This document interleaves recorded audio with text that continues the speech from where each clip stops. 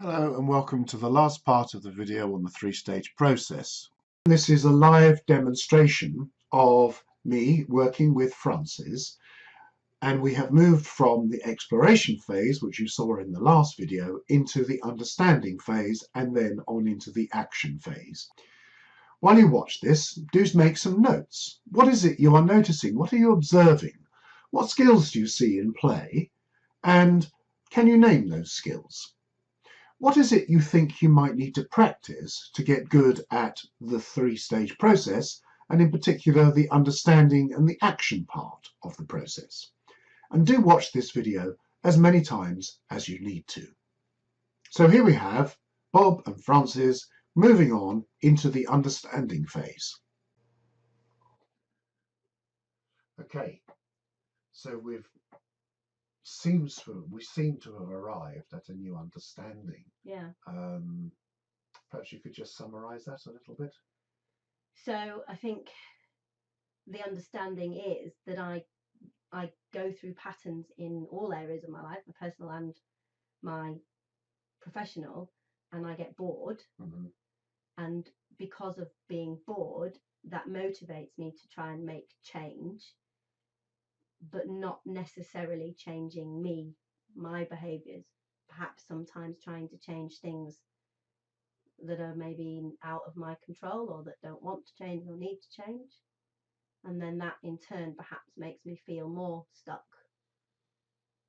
or more bored. Okay. More bored, more stuck? I think more stuck because I think the frustration then kicks in, doesn't it? Because the frustration of what? Of not being able to get change to happen. Right. So is that where you are now? Yeah. So you've changed things, you've developed things, you've kind of created a job for yourself, in a way.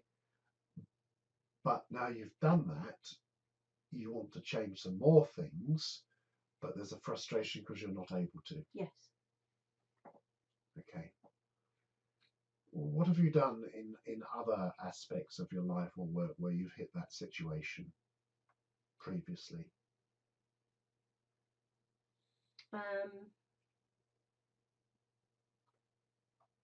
Sometimes I think I have left because I've got to the point of just going, I can't stay here. Gone somewhere else. I've gone somewhere else. Mm-hmm. I think learning to kind of define what is within my capability to change and change it to keep me moving forward, and not bother or invest in the things that I can't. But I think that's where I'm getting stuck. I'm not able to work out what are the things that can change. So in previous situations where I think I've hit that in relationships, I've created a situation where the relationship has to come to an end. And in employment situations, I've left. So again, the relationship has to come to an end. Right. Okay. So there's something going on here between you do something, you get bored, you make some changes where you possibly can, and that's okay, and then you get bored again. Yes. And sometimes you can't always change it, so that leads to some kind of frustration. Yeah. Okay. So I sever the relationship professionally or personally. Okay. And then so you leave and go somewhere else. Yeah. Okay. And what's your concern about that? My concern is, well, now we've seen it and created it. It's a pattern of behaviour that could continue indefinitely. Actually, I'm quite happy to say I'm doing some really good work where I am, and it's really valued. However, because I do feel this feeling that we've discussed, I'll leave in the end, and that's a shame on all parts, because I do enjoy the work that I do. I do enjoy the people that I work with, and the work that I do is valued by the people that I'm working with. So the danger is that it would be a real shame if I stopped doing what I'm doing. Okay. Okay. So in what you've told me, I mean, we're clear about your understanding here, and that clarity seems to be coming through. That there's this kind of chain link effect going on. I'm just wondering about whether, whilst we were talking, there was anything that occurred to you that we might work on in order to move forward from that position, make a change somewhere.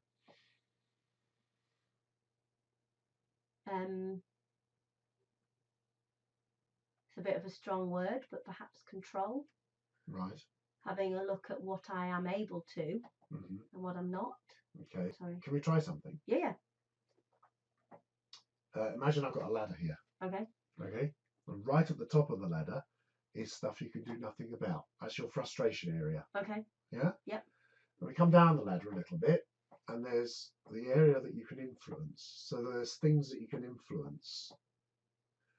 And as you go up from that influence area, that influence gets less, and you get more into things you can't do anything about, your frustration area. As you come down the ladder, your influence becomes stronger, but then you get to the point where there are things you can directly control. Okay. And where that is in the ladder, we need to think about. So in this current situation that you find yourself in, what is it you can control? I can control my diary. I suppose I can control the work that I do day to day. But then I suppose I am moving a little bit more towards influence when I say that, because that obviously depends on other people. I suppose I could try and control how I feel about certain situations. Right. In what sense? What do you mean? Well, that, if we go up to my frustrations, I think sometimes the frustrations might affect the way I view a situation or blur it for me a little bit. Right. So when you're up the top of the ladder, or near the top of the ladder in your frustration zone, it does something to the way you view the situation? Yeah.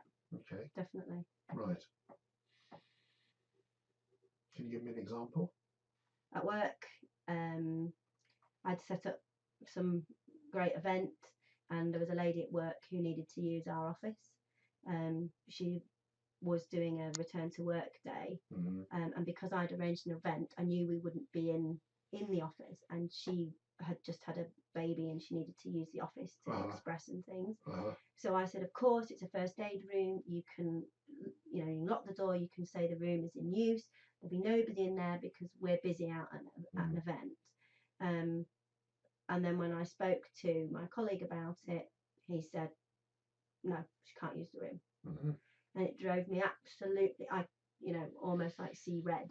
I mean, I don't even remember the next two conversations I had with people at my event, because my brain wasn't on that event. My brain was too busy being furious about what had gone on. Okay. This is the first time you've mentioned a colleague. Okay. Right, okay. So is this colleague something to do with frustration? Yes. So is it your colleague that's the frustration, or is it the fact that you feel as if you've outgrown your job? I think I've outgrown my job, with or without the colleague being around. I think that is where I am. I try very hard not to, but I think my colleague is one of the reasons for why I feel the way I feel, frustrated, stuck. Okay. So that seems like a new thing that's just come into our conversation. Yeah. Okay. I use the word colleague. He's actually my boss. But right. He's your boss. Yes. Okay. So you have an issue with your boss. That's probably a good sentence. Yes. Okay. So is that something you'd like to talk about? Yes. Okay. Should we talk about it now? It's up to you. Okay. I'll try and summarise.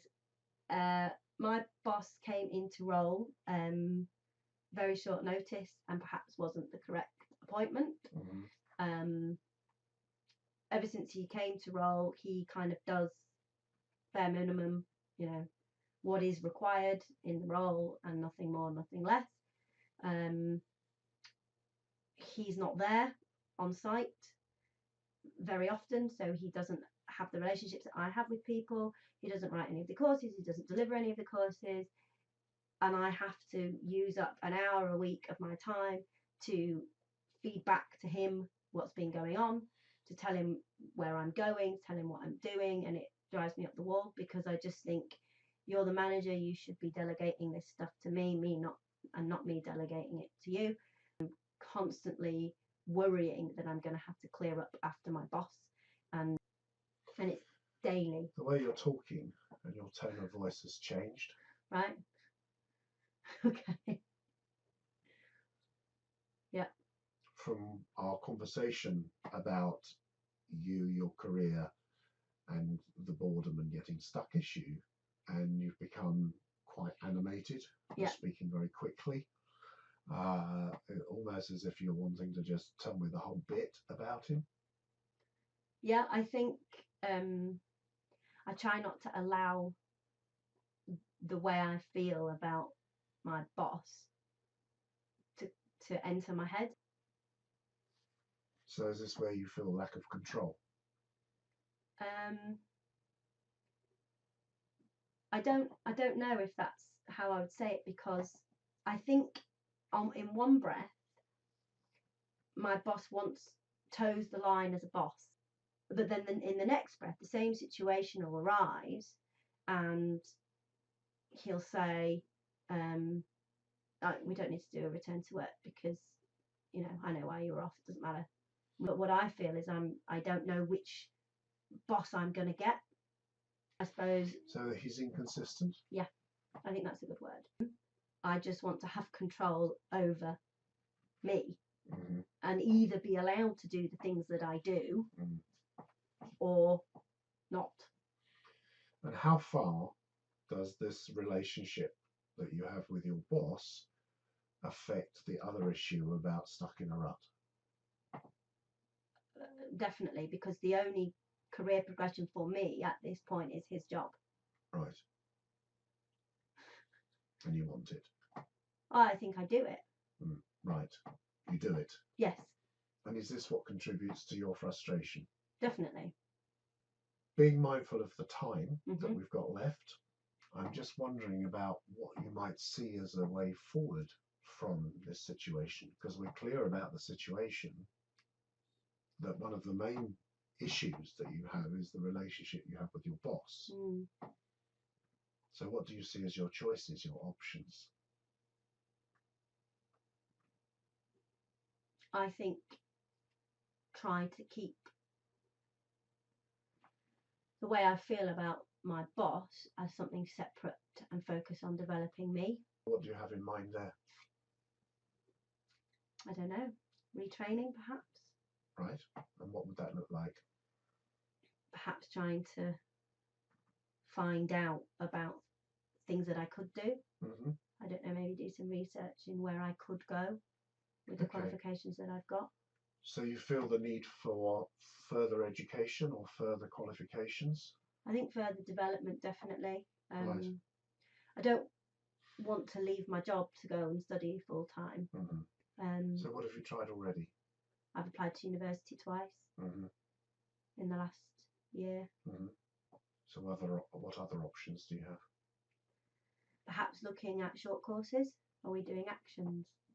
We're thinking about that. I think I might write some down.